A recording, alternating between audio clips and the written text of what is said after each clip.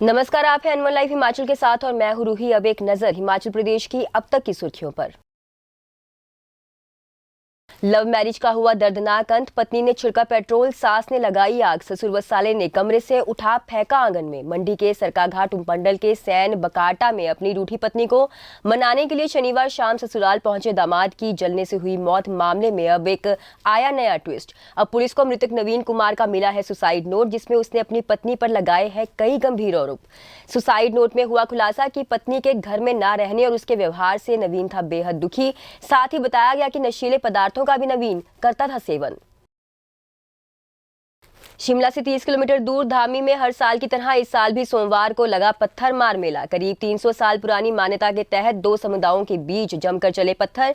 इस पर्व में कई लोग पत्थर लगने से हुए लहूलुहान और उन्होंने मां भीमा काली और सती माता के चबूतरे पर खून से किया अभिषेक। दिवाली के अगले दिन होने वाले इस अनोखे पर्व में एक और राज परिवार की तरफ से जठौली, तुनड़ू और धगोई और कटेड़ू खानदान की थी टोली, जिनके सामने जमोगी खानदान की टोली के थे सदस्य।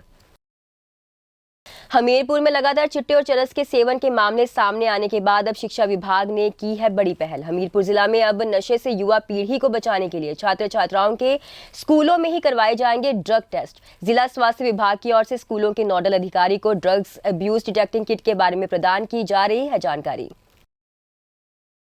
हिमाचल प्रदेश के किन्नौर जिले के नाथपा में पहाड़ी दरकने से नेशनल हाईवे 5 एक बार फिर यातायात के लिए हो गया है अवरुद्ध। सोमवार देर शाम को फिर पहाड़ी दरकने से वाहनों की आवाजाही हो गई है ठप। यातायात अवरुद्ध होने से किन्नौर जिले से टूट गया है संपर्क और नेशनल हाईवे के दोनों ओर वाहनों की लग गई है कतारें। अमित आर्य को केंद्र सरकार में मिली है बड़ी जिम्मेदारी। उन्हें सूचना और प्रसारण मंत्रालय में वरिष्ठ सलाहकार किया गया है नियुक्त। हरियाणा, पंजाब, हिमाचल प्रदेश, चंडीगढ़ और जम्मू कश्मीर होगा उनका कार्यक्षेत्र। इससे पहले अमित आर्य हरियाणा के मुख्यमंत्री मनोहर लाल खट्टर के रह चुके हैं मीडिया सलाहकार। उन्होंने 9 साल तक निभाई ये जिम्मेदारी।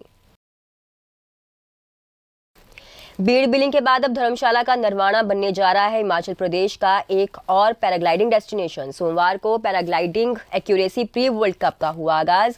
5 दिन के इस प्री वर्ल्ड कप में 5 देशों के प्रतिभागी ले रहे हिस्सा। साथ ही इसमें भाग लेने पहुंचे हैं अमेरिका, नेपाल, ब्राजील और स्पेन के पैराग्लाइडर्स। आने वाले वक्त में वे धर्मशाला में पैराग्लाइडिंग वर्ल्ड कप का भी होगा आयोजन, जो साउथ ईस्ट एशिया में होगा पहली बार। इससे हिमाचल घूमने के लिए आने वाले लोगों को अलग अलग एक्टिविटी करने के लिए मिलेगा मौका। हिमाचल प्रदेश में लगभग 3 महीने से स्टोन क्रशर पर लगा हुआ है बैन। अब राज्य सरकार बंद स्टोन क्रशर खोलने की कर रही है तैयारी। ब्यास किनारे बंद किए गए 152 स्टोन क्रशर के कारण प्रदेश में रेत और बजरी की हो गई है भारी किल्लत। लिहाजा सुक्खू सरकार बंद किए गए स्टोन क्रशर को कुछ शर्तों के साथ दोबारा शुरू करने की दे सकती है इजाजत। इसे लेकर 18 नवंबर को होने वाली कैबिनेट मीटिंग में भी चर्चा के बाद लिया जा सकता है फैसला। हिमाचल में 680 करोड़ की स्टार्टअप योजना जल्द होगी शुरू। मुख्यमंत्री सुखविंदर सिंह सुक्खू ने परिवहन विभाग की समीक्षा बैठक में विभाग से ई चार्जिंग स्टेशन स्थापित करने के संबंध में 10 दिन के भीतर वस्तु स्थिति पर मांगी है रिपोर्ट। मुख्यमंत्री ने कहा कि ई वाहनों के संचालन को प्रोत्साहित करने के लिए राज्य में 107 ई चार्जिंग स्टेशन का निर्माण है प्रस्तावित, जिनमें से 53 ई चार्जिंग स्टेशन विभिन्न पेट्रोल पंपों पर तथा 54 का निर्माण किया जाएगा परिवहन विभाग के माध्यम से। हिमाचल में फॉरेक्स ट्रेडिंग घोटाले में दुबई फरार 3 भगोड़ों को भारत वापस लाने के लिए लुकआउट नोटिस कर दिया गया है जारी। इस मामले में मंडी पुलिस निरंतर संपर्क में है केंद्रीय विदेश मंत्रालय से। किया जा रहा है दावा कि 201 करोड़ की धोखाधड़ी कर फरार तीनों जालसाजों को जल्द वापस लाया जाएगा भारत। वहीं इस मामले में पुलिस द्वारा गिरफ्तार 2 आरोपी राजेंद्र मोहन और दिनेश चोपड़ा को भेज दिया है न्यायिक हिरासत में। हिमाचल में त्योहारों पर इस बार जमकर हुआ है कारोबार। धनतेरस और दिवाली पर राज्य में करीब 5,000 करोड़ रुपए से ज्यादा कारोबार का है अनुमान।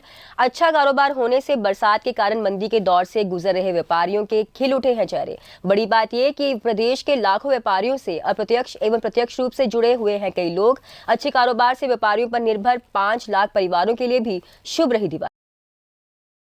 तो ये थी हिमाचल प्रदेश की अब तक की सुर्खियां। ऐसी नई और ताजा खबरों के लिए जुड़े रहिए N1 लाइव हिमाचल के साथ।